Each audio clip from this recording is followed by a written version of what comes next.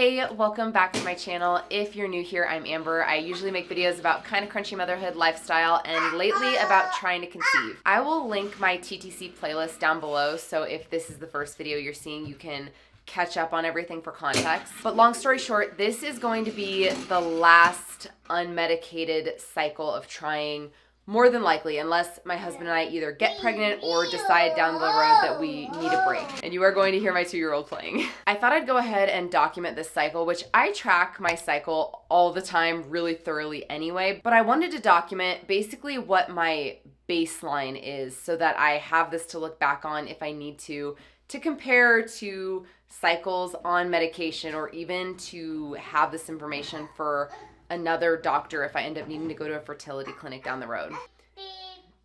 It's cycle day 11, so this is usually when I start testing for ovulation. The last 3 cycles, I've ovulated somewhere between cycle day 13 and 15. So this video is going to be about tracking and confirming ovulation. Okay, I'm gonna try to do this quick. I use the Easy at Home ovulation test. They are so cheap. I actually have a whole tutorial on how to use these. It's 12:45 right now, and I like to test twice a day, so around noon and then around 6 p.m. It's going across. I will see you in 5 minutes. Okay, it's been 5 minutes and it is super negative, which I expected. I probably won't test again tonight. I think maybe tomorrow I'll start doing twice a day, only because this is so negative, and I check my cervix and my cervical fluid every day and they don't feel fertile yet. So I think that's gonna be it for today. It's cycle day 12. I don't actually think I'm going to be ovulating tomorrow, but I am gonna test twice today just in case, because a couple cycles back I did ovulate on cycle day 13. There it goes. I did notice this morning and yesterday evening that my cervical fluid is starting to go from more like lotiony to still creamy but stretchier. So that has me thinking that I'm somewhere in my fertile window, like either the very beginning or maybe the middle, but we'll see what this says. I'm pretty sure this is gonna be pretty negative though, just looking at it right now. As predicted, it is pretty negative. So I'm not really expecting much change tonight, but I'll do it anyway. It's pretty negative. Still cycle day 12, but it's almost 6 p.m. So I took another one and it is still very negative, but I don't know if it's as negative. Like, it looks a smidge darker. Anyway, still pretty negative, but I've definitely been seeing more like slippery cervical fluid today. So again, that definitely confirms for me that I'm either entering my fertile window or I'm already in it. And I would say, based on my last few cycles, I'm probably already at least like in the beginning of it. So we'll see what tomorrow looks like. Test is loading. It's cycle day 13. Looking at it now, it's gonna be positive. I'm 100% certain.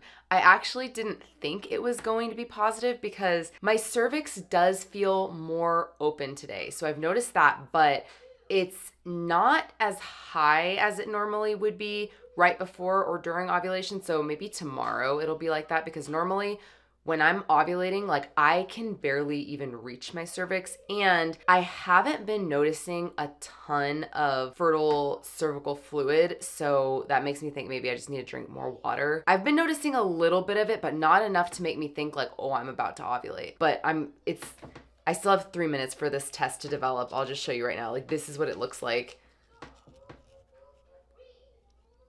It's not even fully developed yet. It's done developing, and like I said, it is without a doubt positive. It's like super positive, like a dye stealer one. So you can see that line is darker than that line. I'll put it a little closer.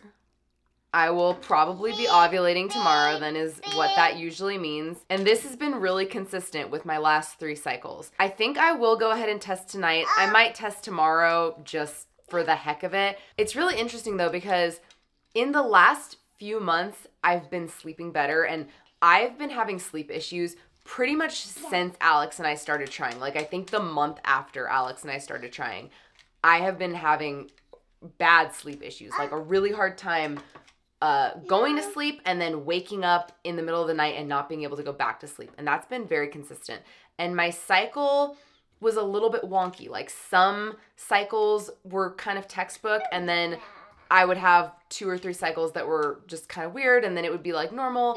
But since I've been sleeping normal again, the last 3 cycles they've all been pretty textbook. So I'm borderline wondering if, like, has that been part of the issue? I don't know, because I know that sleep can really affect your hormones. So obviously, it's not like I want to try another year to see if that's what was causing the problem, but it does make me wonder if that either has been the problem or maybe has been contributing to why we haven't gotten pregnant yet. Second test today, definitely not positive.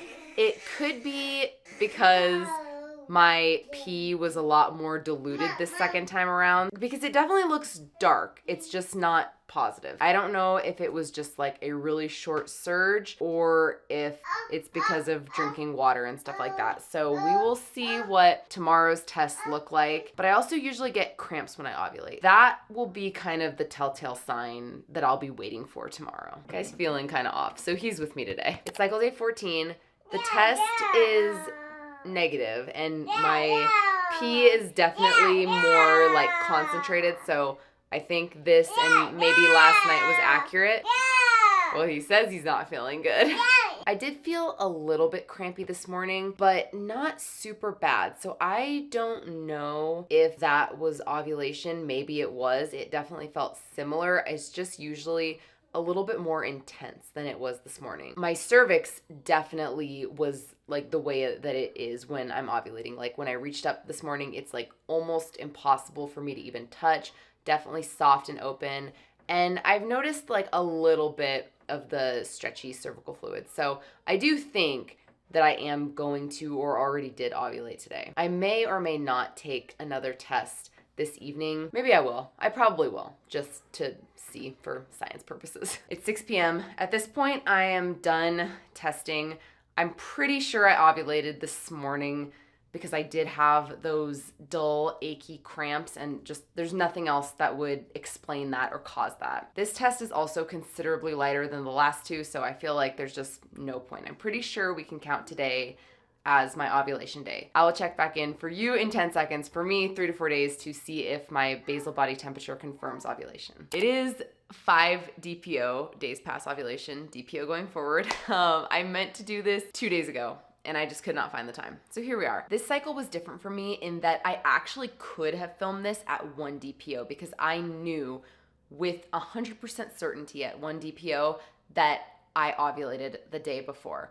And that's not normal for me. I'll explain why in a second here. I'm gonna share my BBT chart. I'll put it up here on the screen. I'm using the Ovia app. I'm actually gonna start at the cycle before this one. So what you're looking at right now is last month's cycle. The red section is my period. The yellow section is my fertile window, with that last day, day 15, being the day I ovulated. And this is accurate because it takes into account the day that you get a positive OPK, but if for some reason it's wrong, you can manually adjust your ovulation day. If you look at my temperatures after my period coming down from the previous luteal phase, you can see that they're pretty steady, like not quite in a straight line, but almost. And if you look on the left side, you can see temperatures 96, 97, 98. So you can see that my follicular phase temperatures are pretty consistent in the mid to like high 96s, okay? This is a relatively typical chart, and I'm gonna scroll over.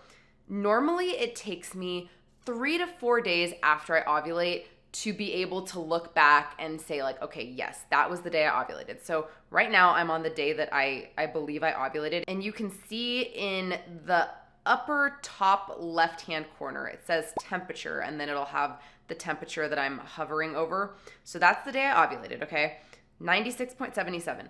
The next day, it goes up a little bit. So, I mean, I kind of suspected I probably ovulated, but then goes down a little bit, up a little bit, and then my temperature gradually gets higher. So that's how I knew, probably around here, around 4 DPO, I was like, okay, I definitely ovulated. And I suspected I did here because these are still higher, but it's hard to tell for certain until you get that steady, sustained rise, okay? So that is considered a slow rise where your temperature gradually increases after you ovulate, okay? So this cycle is very similar. You can see in my follicular phase, it's almost like a straight line, kind of mid 96, okay? So the day I ovulated, my temperature was 96.45, okay? Next day, 96.77. And you can see, like, that is a clear jump. And that is higher than any of my temperatures after my period ended. Even though that individual temperature is actually lower than my 1 DPO temperature on my last cycle, I knew that I ovulated because of the pattern, because you're not really supposed to pay attention to every single one temperature. It's the overall pattern that kind of tells you what's going on.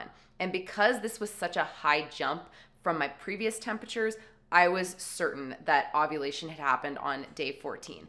Then here we go, 2 DPO, 97.26. It normally takes me like 5-6 DPO to get into the mid 97s. So this is a very quick rise. And then here we go, 3 DPO, 97.35, and then I'll just show you 4 DPO, 97.62, and then today, 97.61. So I'll be interested to see if it goes up even more tomorrow, but no matter what, this is a much higher rise than what I'm used to. I'm not really sure how to feel about it because intuitively, my brain tells me that a quicker rise bodes well for trying to conceive, since I would assume that means like your body is pumping out more progesterone more quickly. But everything I've read says that a slow rise or a quick rise doesn't make any kind of a difference. And again, it's the overall pattern, like seeing a sustained rise is what's more important. So I don't know. I honestly feel myself getting my hopes up a little bit that maybe this cycle will be different, because I have not had that kind of a pattern in the past 12 months. And I've also had a lot of sleep issues. So maybe that was contributing to my body producing progesterone. I'm not sure. But either way, it seems like this is a really good, healthy cycle. So I'm trying not to get my hopes up and to just stay grounded and be happy and content with the fact that my body is clearly recovering from nearly a year of really poor sleep, and that it's doing what it needs to do, which is all I can do. So I am going to end this here. Thank you so much for watching. Please cross your fingers for me, say a prayer, send me a vibe, whatever it is that you do, that maybe this will be our miracle cycle. I'm debating doing something that I normally do not do and taking pregnancy tests like 9 through 12 DPO or something with different brands. I'm just not sure, because if they're negative, that is a very vulnerable thing to share. And if it's positive, I don't know that that's how I would want to announce a pregnancy. So I don't know. I'm still thinking about that. But hopefully you found this interesting. Please give this video a thumbs up if you liked it, and I will see you in the next one. Bye.